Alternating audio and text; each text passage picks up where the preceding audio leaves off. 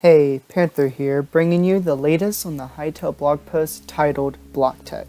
And what I mean by block tech exactly we will dive right into, starting with the RGB tints. As you can see here, Hytale's creative tools can be used to change the RGB tint of any block. By changing the red, green, and blue properties of a texture, you can dramatically change its color. Above you can see an extreme example of this technique. The ground is composed of the same basic grass block, but different areas have had their RGB balance shifted to the extremes.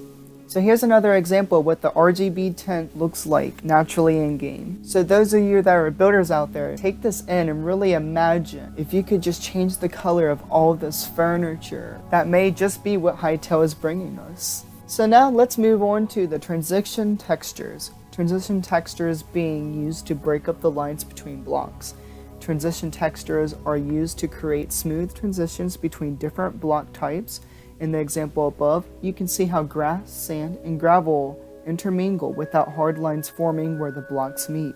Moving on to incorporating Hytale Model Maker. As you may guess, right? Yes, those minerals are glimmering in the dark. Also in the example, you can see how models created in the HMM are used to create the sense of aura emerging from the surrounding environment. On the bright side, this will make minerals much more noticeable to the players. Now, moving on to submersible blocks. These hybrid block types can also be used to create interesting interactions between blocks.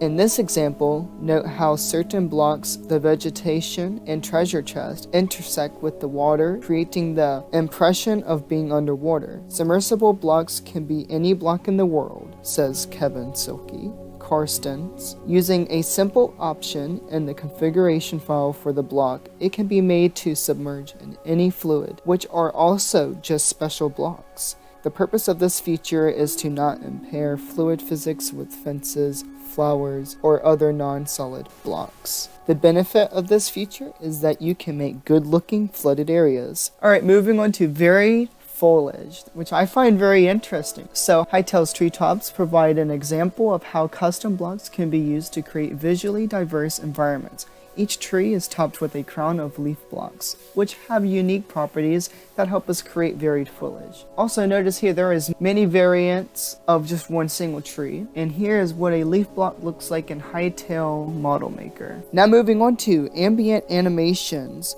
with a in-game footage of a player taking a walk through the long grass in Hytale.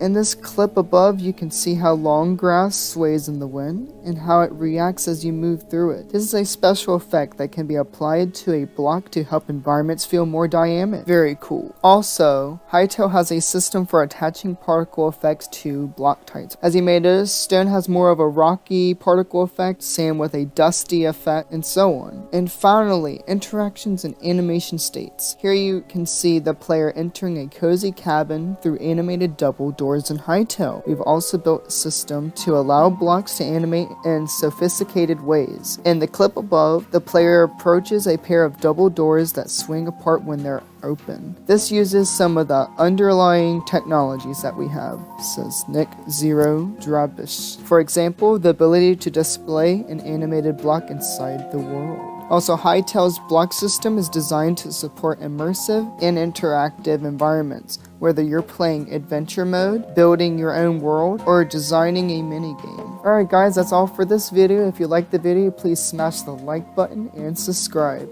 This is Panther, signing off.